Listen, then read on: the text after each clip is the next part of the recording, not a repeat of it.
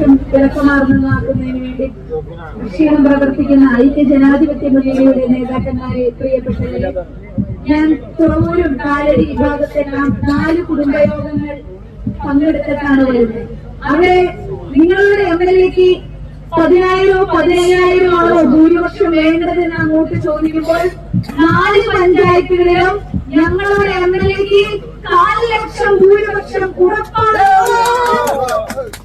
ഓരോരുത്തരും പറയുന്നത്, പ്രിയപ്പെട്ടവരെ, ജനാധിപത്യ ചേരിയെ, മതേതര ചേരിയെ തോൽപ്പിക്കുന്നതിന് വേണ്ടി ബിജെപിക്ക് കൈകോർത്ത്, വർഗീയ ശക്തികൾക്ക് കൈകോർത്ത സിപിഐ എന്ന മുന്നണി ബിജെപിയായി ചേർന്ന വർഗീയ രാഷ്ട്രീയത്തെ തോൽപ്പിക്കുന്നതിനോടൊപ്പം തന്നെ 2020 എന്ന വർണ്ണക്കടലാസിൽ പൊതിഞ്ഞ് ബിജെപിയും സിപിഎമ്മും കൂടി കോൺഗ്രസിന്റെ വോട്ട് കുറയ്ക്കുന്നതിന് വേണ്ടി, കോൺഗ്രസിനെ പരാജയപ്പെടുത്തുന്നതിന് വേണ്ടി ബിജെപി വർണ്ണക്കടലാസിൽ പൊതിഞ്ഞ് അവതരിപ്പിക്കുന്ന 2020 റിയാലിറ്റി ഷോ എല്ലാ പൊതുപ്രവർത്തനങ്ങളിലൂടെ മെയ് മാസത്തിൽ പഠിപ്പിക്കാൻ അംഗമാലിക്കാർക്ക് സാധിക്കട്ടെ എന്നുകൂടി ആശംസിക്കുകയാണ്.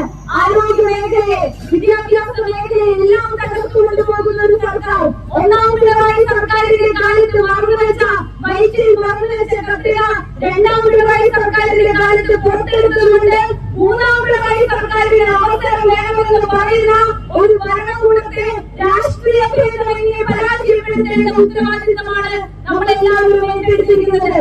അങ്കമാലിയിലെ മോദിയുടെ വികസന പ്രവർത്തനത്തെ കുറിച്ച് ചാലക്കുടിയിൽ നിന്ന് വന്ന് ഞാൻ പറയുന്നത് ശരിയല്ല. അദ്ദേഹം അങ്കമാലിയുടെ ഡിക്ഷണറിയിൽ നിന്ന് പൊട്ടിപ്പൊളിഞ്ഞ ചോറ് വഹിക്കുന്ന പാചകപ്പുരകളും വിദ്യാലയങ്ങളും എന്നുള്ള വാക്കേ മാറ്റി കളഞ്ഞുകൊണ്ട് നവീകരിച്ച കെട്ടിടങ്ങളും കൃഷി മേഖലയിലും മറ്റ് എല്ലാ മേഖലയിലും ഉണ്ടാക്കിയ വികസന പ്രവർത്തനങ്ങൾ നിങ്ങൾക്ക് ഓരോരുത്തർക്കും അറിയാം.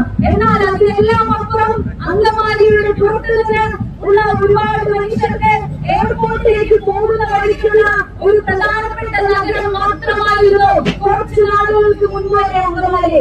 എന്നാൽ ഇന്ന് കാസർഗോഡ് മുതൽ തിരുവനന്തപുരം